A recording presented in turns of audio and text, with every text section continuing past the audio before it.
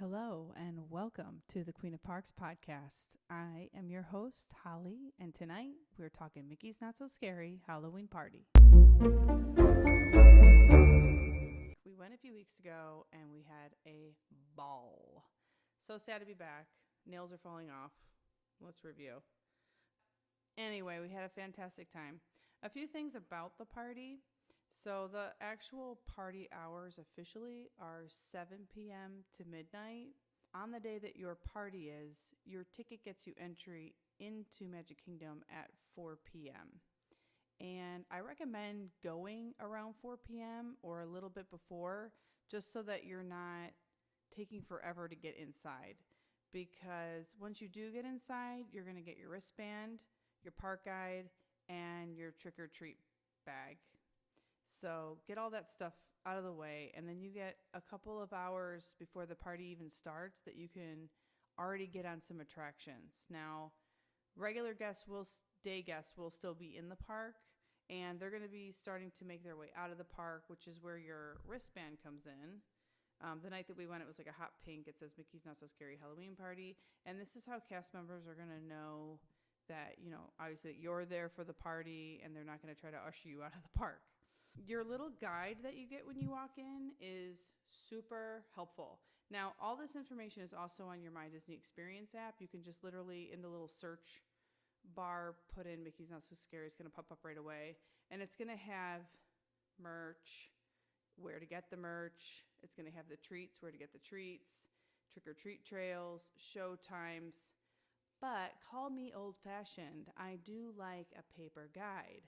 Not only is it adorable and you get to take this home and have a fun little memory, but everything in this little guide is put together so beautifully and just so easy to find. Like, it's just all right in front of you. You don't have to search your phone. It's just boom, it's all right there. It comes with the map. It shows on the map all the details. So yeah, get your little guide. And then a little bit about your treat basket, your little bag they give you. Again, fun souvenir to take home, included with the price of your admission. I love the artwork on it. They have the Gravediggers on one side and then Mickey and Minnie on the other side. And it's going to come with a full-size bag of caramel M&Ms, or at least this year it did. And they are delicious, and we ate them almost immediately. But yeah, you're going to get that. It's not the biggest bag. And so if you are like, we are going to hit every trick-or-treat trail and we want so much candy, bring some backpacks, because the bag's not going to carry that much candy. So like what a lot of people will do is they'll fill up their bag, dump it in their backpack, and then on you go again. Because here's the thing. The cast members, and especially towards the end of the night, they are going to give handfuls of candy to you. So you're going to come home with candy if that is your goal. A little bit about the trick-or-treat trails. So on your map and in your phone, it's going to show you everywhere that those are. I did not find the trick-or-treat trails to be super exciting. Granted, it was me and my 21-year-old son, and our main goal for the party night was not candy.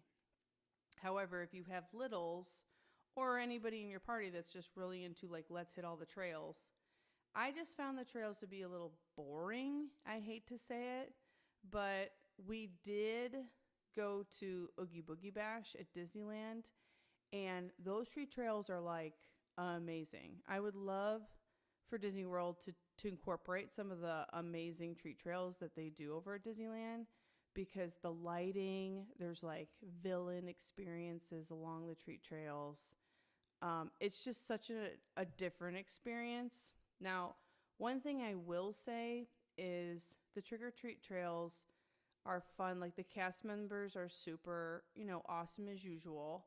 They have these cute little bats on their costume, and they've named their bats. And they're very creative names, the way they've named these bats. So you can ask them like, hey, what's your bat's name, And that's kind of a fun thing to do. The other thing I really liked about doing the trick-or-treat trails, and we only did a couple, it kind of, the lines are moving. So it's not like you're standing in line for like an attraction or it's taking forever. You're moving, it's fast. They're throwing a handful in, they're moving on to the next person. But it does kind of get you to slow down a little bit and just like chat to the people around you, like check out the costumes of the people standing in the trick-or-treat line. And that is so fun because the costumes are unbelievable. People are so creative. They put so much time and effort into their costumes, and it's just a lot of fun to see them and compliment them and, just have that banter, and it really adds to just the fun vibe of, the whole evening. Honorable mention, there was a lady and her daughter that did like Avatar, like the blue people, the Na'vi people. Someone's gonna yell at me.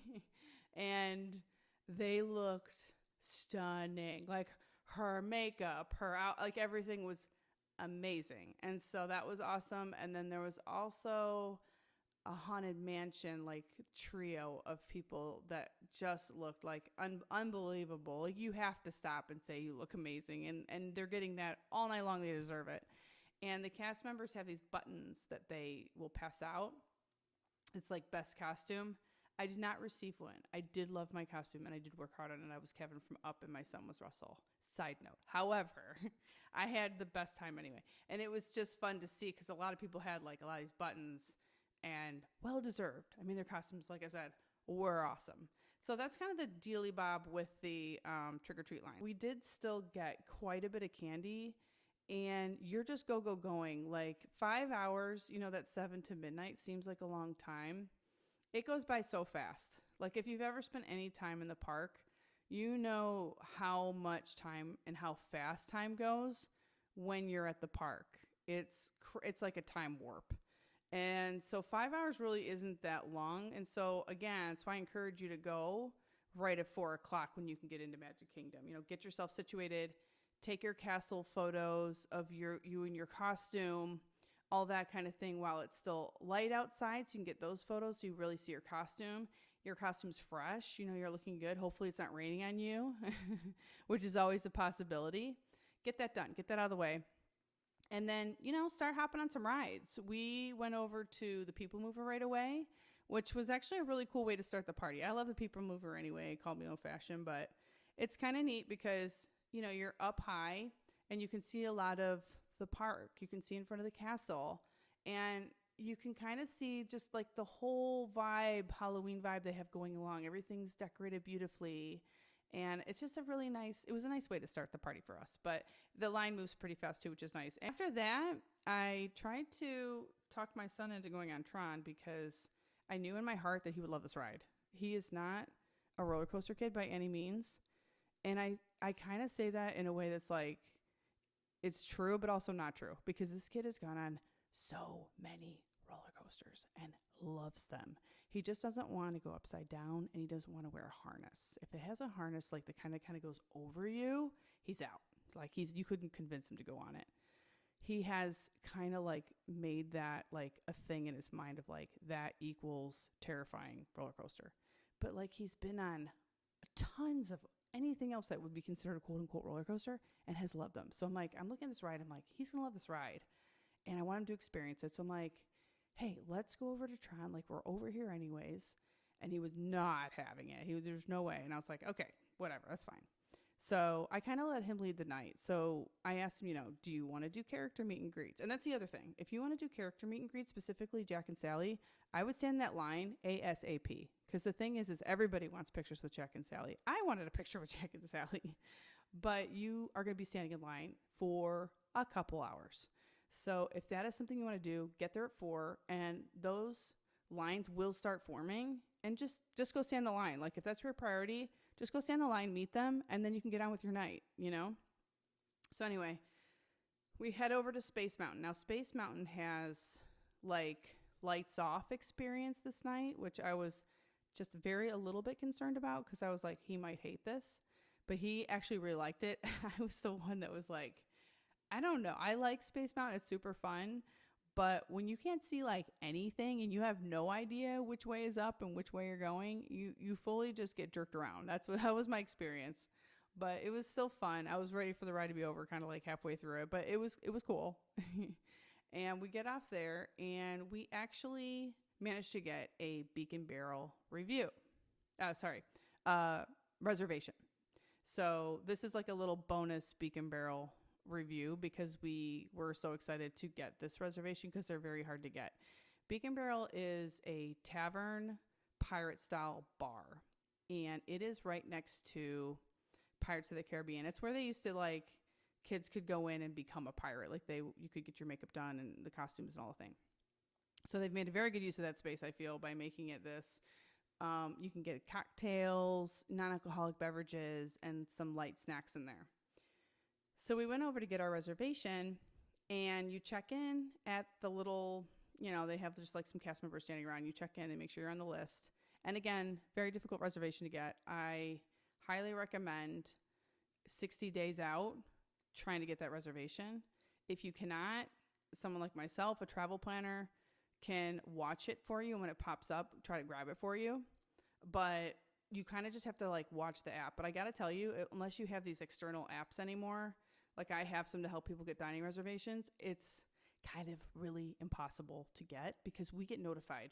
I'll put in like, when my client wants to go to this place in morning, afternoon, where they want to go, and I get notified like immediately. And even then it's hard to get. Like you can click on this thing immediately and it's still hard to nab. So anyway, super excited. And we go in, and the thing about this place is kind of like Oga's Cantina in Galaxy's Edge, if you've ever been to that bar, in that a lot of it is standing room only. So you'll be standing around a table, maybe standing at the bar. There are more seats available, I would say, in this one than Oga's. There's a whole room that has like a fireplace with, ships in a bottle all over it. And just like the decor in this place and the theming is really cool. It's very, very cool. I know, I can see why it's so popular. And there is a lot of stuff that goes on while you're in the bar, fun things. Now, they say there's storytelling, sing-alongs, stuff like that. But I didn't experience that while we were in there. There is like a 45-minute limit. So, you're not going to be in there very long. So it could have just been like, I missed that wasn't happening when I was in there. But anyway, we got lucky and we were sat in an area at the end of the bar that did have 2 bar stools, like the table was kind of dipped and there was 2 stools and we got sat there. So we did have our own little spot to kind of sit, which was nice because we'd already been walking a ton by then. And a lot of the other areas that do have tables, you're like Oga's going to be sat with people that are not in your party. So sometimes that's great and it's a lot of fun, and sometimes it's awkward. So it's always nice to just get like your own seats, and we did this night, and we were really lucky to have that. My son got Cursed Treasure. It's a non-alcoholic, and basically it tastes like cookies and cream. His was very good. It was in like a Moscow Mule mug, which is kind of funny because we do have photos, and I'll share some of the photos from tonight and videos and things on the Queen of Parks Instagram and Facebook. And you can catch some TikToks as well over on my Cast the Magic travel TikTok page. But it was kind of funny because in the photos it looks like he's had like an alcoholic beverage because it's in a Moscow Mule, but it is in fact non-alcoholic. I did get an alcoholic beverage because why not? I got the Plunder's Punch. The reason that I got this drink is very simple. I wanted the pirate mug that it came in because it's very, very, very cool. It's got like these gold accents on it. It was not cheap. Okay, it was $46, but when in Rome, I needed this mug and I was going to drink whatever came in it. So the drink consists of Kraken black spiced rum, blackberry vanilla, and a hint of citrus. Now, all those things separately sound really good to me. So I was like, I'm going to like this. It's going to be great. Brings my drink over. So cool. So excited. Tastes like if the pirate was sick and he needed to make like a remedy. That's what it tastes like. It was like a pirate cough medicine. It was not good. It was very gross. The thing about this drink is if you want this mug, this is the drink that is offered. You can't like swap a different drink that looks good to you into this mug. It is what it is. So whatever. I took one for the team because we need this mug in our home. So I drank it. I drank the whole thing. And then they're going to bring you like a fresh one that's boxed up and bubble wrap and everything like that in a box, which is awesome because for travel back home and stuff, you don't have to worry about it getting broken or anything. So that worked out really great. And one more thing about the Beacon Barrel. So while we're there, Rummy is like the parrot, and he kind of comes out of the bar, does like a whole little thing, and then comes back in. So that's very fun. And I did get video of that, and that is also, you can find that on the TikTok and the Instagram and all that. So we leave there, and then now it's time to do some more attractions. We get on Tiana's Bayou Adventure, which I had never been on. I forever, couldn't get on it, whatever, didn't get on it, and finally got on it, loved it. And we did hit the Boo to You parade, which I was super excited to see, and it did not disappoint. I hate to keep bringing up the Oogie Boogie Bash, but we do the Headless Horseman, like it's my park. Over in Disneyland, they do the Oogie Boogie Bash. They have the parade, and it does start similar because it has the Headless Horseman.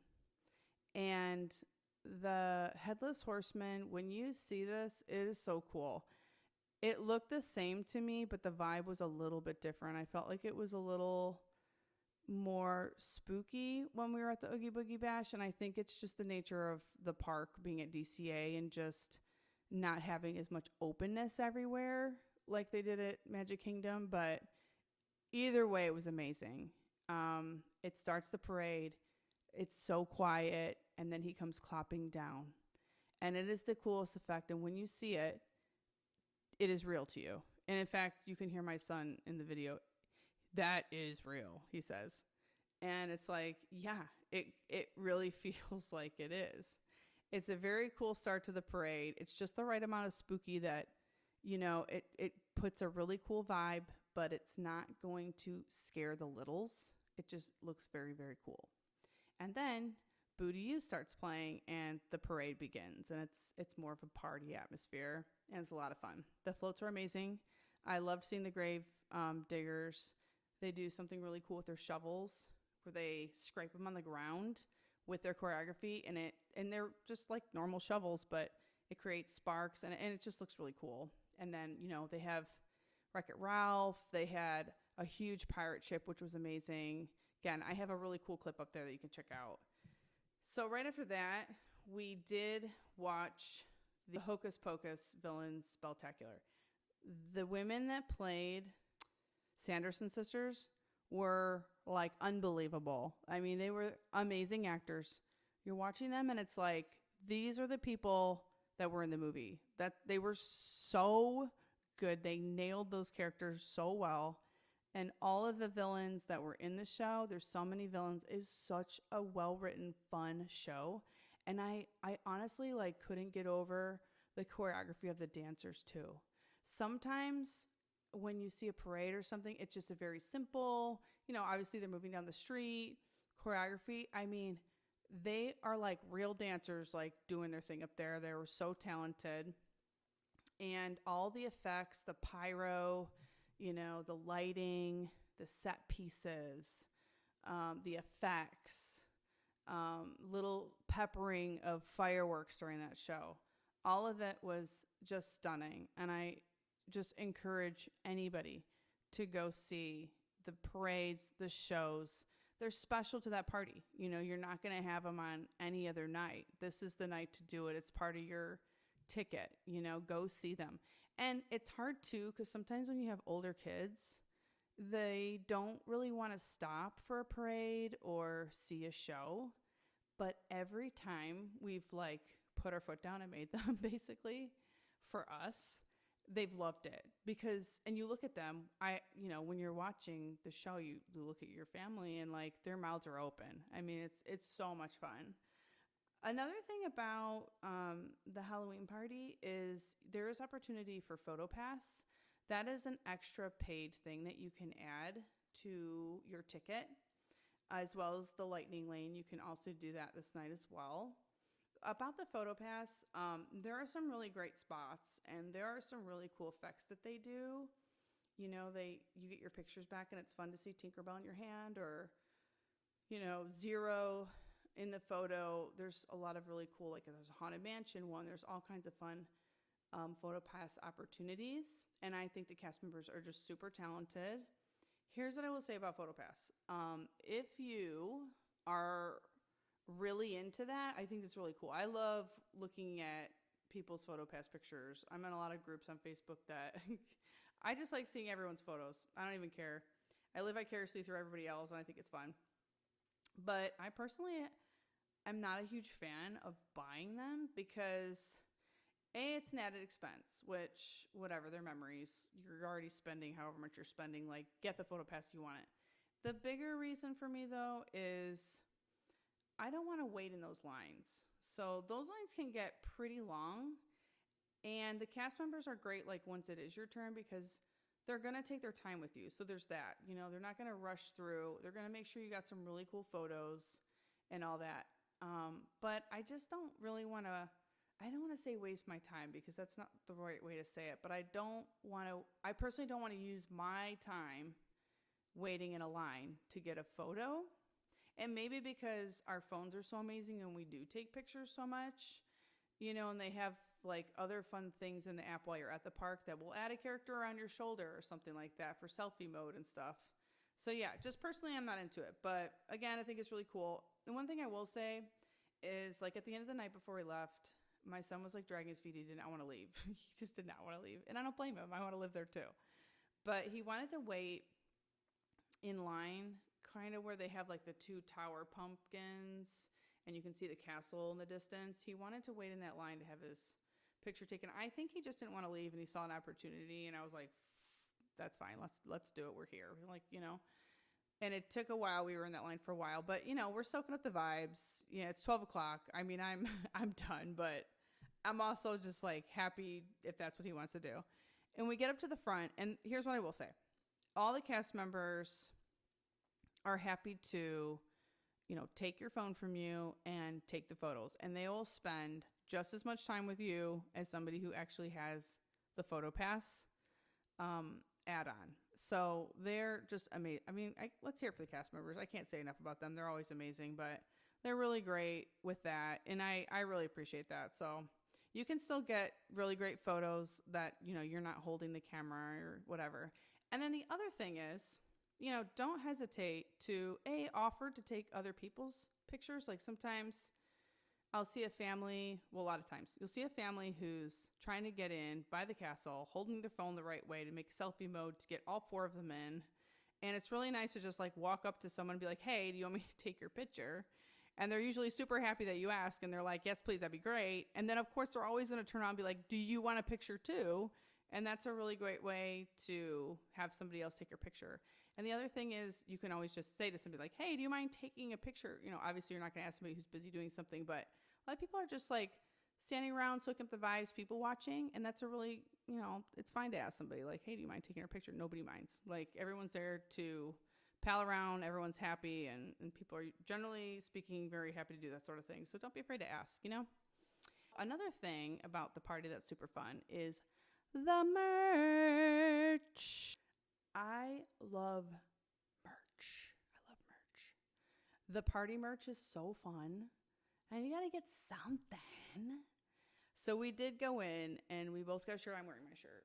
It's the cute little whatever beautiful shirt. Now I think you can get this shirt any time of the day. But at the party we did nab one of the Mickey's Not So Scary t-shirts. And it had the Gravediggers on it. I got that one for my son. And it's so cute. And they also had one for annual pass holders that was really cute too, which anybody can buy it. You don't have to be an annual pass holder. And that one was super cute too. It had Mickey in his Halloween stuff on it. So that was really cute. So yeah, go check out the merch. I like to do that at the very end of the night because the shops are going to be open late.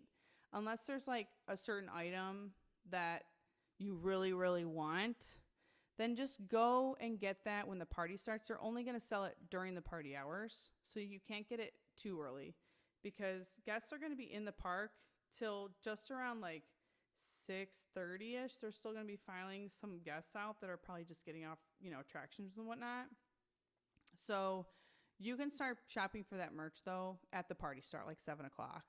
if there's something you have your eye on you really want, or something you saw on Facebook or Instagram that people were getting at the party and you think it's like going to be a hot item, go get that item. Like, don't wait, because if it sells out, you're going to be sad.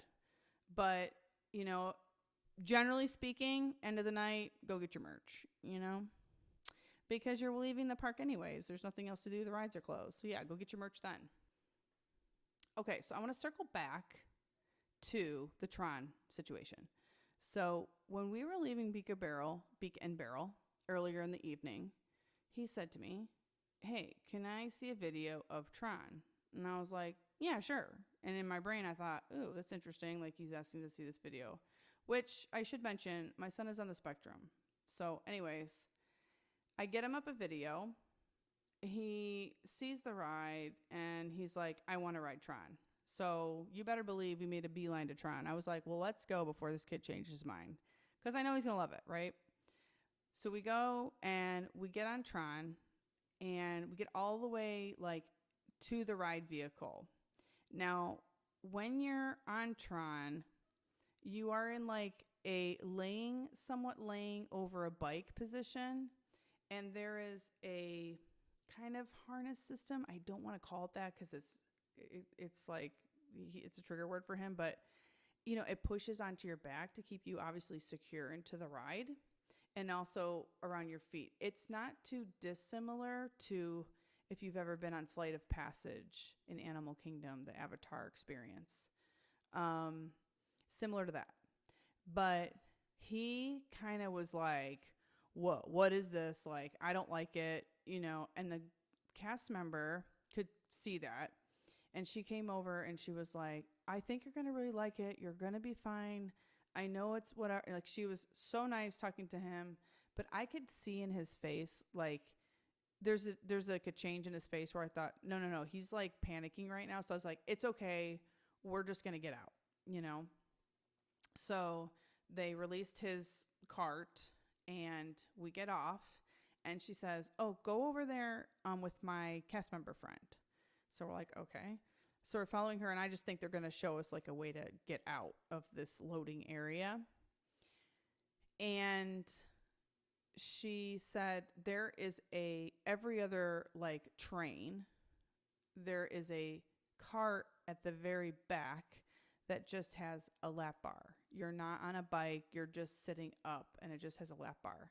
So I tell this story for two reasons. One, because we had some Disney magic, and I always love sharing that because this happens on your trip. You don't look for it, you don't ask for it.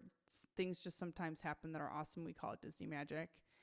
But she said, you know, "Are you comfortable? Do you want to try sitting in the just the regular seat with the lap bar?"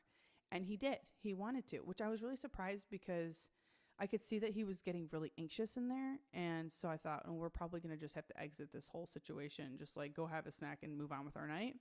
But he was up for it. So we wait in this other queue to ride specifically. And again, you're waiting a little bit longer, but you've already waited, right?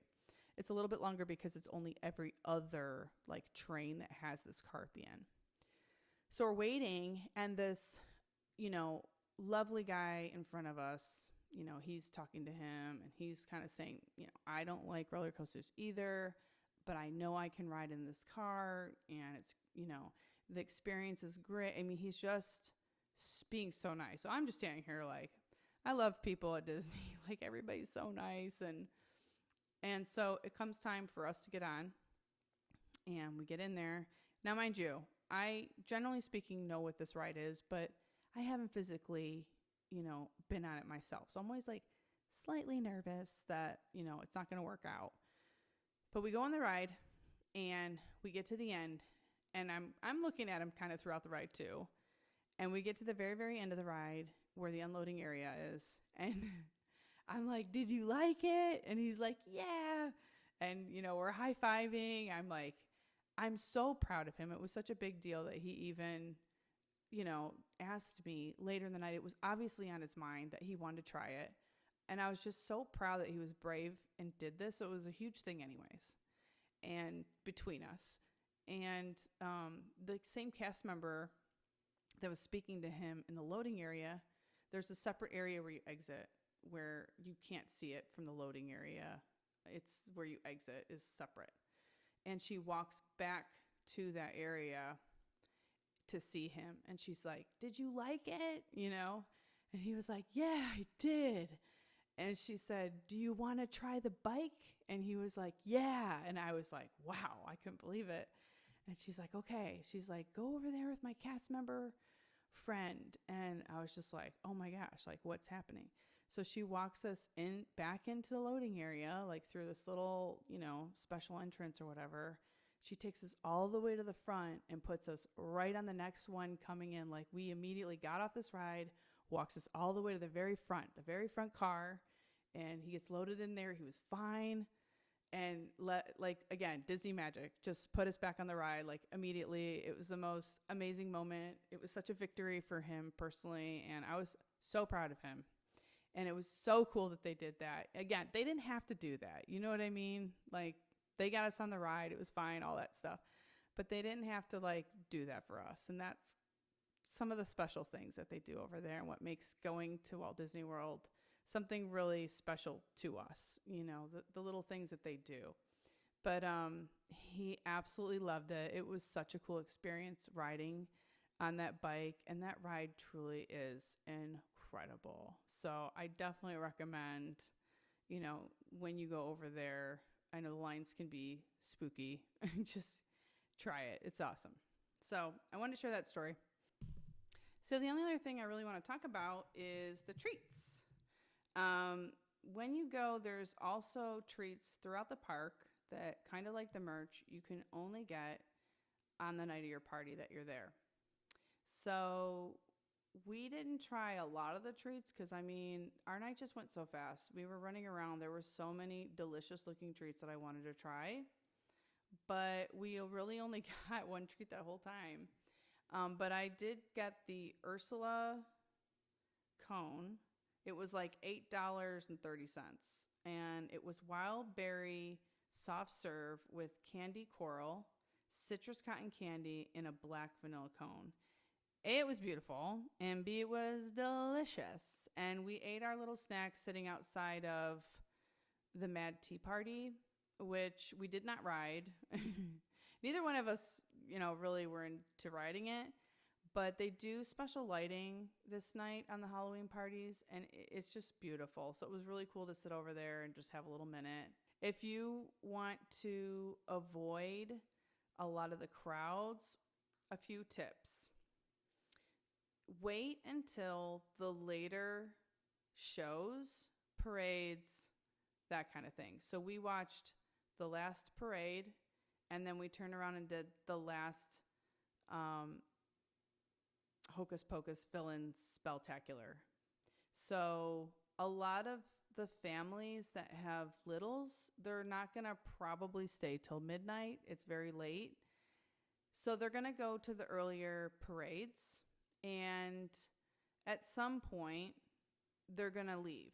They're going to leave a lot earlier. So there's just a lot more room. It's a little easier to kind of walk up a little bit, like not last minute, but maybe 10, 15 minutes before the parade and get a good spot. So I would recommend doing that if you're not going to be leaving earlier, like if you're going to be a night owl and stay till 12. And the same thing goes for the Hocus Pocus show. Go to the last one. It ends at midnight. The party's over from there. You can take your castle photos, exit the park, go get your merch, all that stuff. Go to the last show because of that. Like again, it's going to very much empty out, unlike normal park nights. We had a really great spot where we were pretty much, I've never been that close to the castle during a show. It was awesome. I wish I had the patience to get a spot for, like fireworks shows an hour before, like some people do, or hour and a half before to get a better spot. But we tend to be that family that we don't push in like, happens. But we'll just kind of stand wherever we can. And so sometimes it's not always like the best viewing area for these types of things. But in this case, we were right there. And I'm like, man, this is awesome. Like, I get it why people do this, why they like stake out a spot and stuff. If you are interested in going to Mickey's Not So Scary Halloween Party, and I really recommend it, it is an amazing experience. I recommend getting your tickets pretty much as soon as they go on sale, especially if you're wanting to go October, even late September, because the party sells out. And you don't want to be in a situation where you're not sure, and then you want to go book it and you can't. We got lucky this time. We kind of planned our trip 3 weeks before we went. The weekend before and after us was sold out, but it just happened that the weekend we wanted to go wasn't. I was able to grab those tickets. I did go online. I think it was 4 days later, and our party was sold out. So we just kind of like got in that sweet spot, I guess, and grabbed on. I'm very grateful for that, but I don't think you should risk it. Like, if you know you're going to go, think about it ahead of time. Plan that trip as soon as you can for a couple of reasons. One of them is to make sure you get tickets, obviously. And then the other thing is staying on property. Stay on property. When you go to Walt Disney World, stay on property. They have different tiers. They have value. They have moderate. They have deluxe. They have deluxe villas. They have a price point for everyone. So it's different to going to Disneyland, where, you're probably going to be staying off property a lot of times, unless you're willing to fork out, $600 and $800 a night at one of the resorts, because they only have 3 resorts. So the pricing is going to be higher. Is it worth the stay on property? Sure. But most people are going to be staying off property in that instance. At Disney World, there's so many resorts and so many price points. You can find something that is amazing and works for you. And once you get there, you're in the bubble. Your transportation's included. Everything is right there. The resorts are gorgeous. I have a favorite resort, Pop Century, that's on the Skyliner, that is considered a value resort. I love this resort. It is so much fun. The theming's amazing. The rooms are fantastic. It's so affordable, and you just wouldn't see that over in California. And if you stay off property, you're going to leave the party at midnight, and then you got to go, figure out where to get the car, drive out. It takes a while to even get off property. So yeah, you're going to be tired. Just stay on property. That's my advice. Unless you have a really big group of people and you all want to stay together, I get that. Like, sometimes an Airbnb is the way to go. But in this situation and most situations, even getting a couple of rooms, I would still recommend staying on property. And, we do things like we get Amazon Fresh the first day that we get to our resort. We have Amazon Fresh delivered, bottles of water, wine, beer, breakfast items. So that's a way to cut costs for breakfast, at least, or even lunch. I mean, you can get, lunch meat, bread, whatever you want to do. And there are refrigerators in the room, so you can take advantage of that. So thanks for hanging with me. I really appreciate it. It's my first episode. I'm really excited to start this adventure with you. If there are things that you would like to see, if you have questions, if you've been to the Mickey's Halloween party, please tell me your experiences, your Disney magic, your costumes. What were you? Everything like that. I want to hear from you. You can find me on Instagram, Facebook, TikTok, Cast the Magic Travel, and also Queen of Parks. Thank you so much for joining me, and have a magical weekend.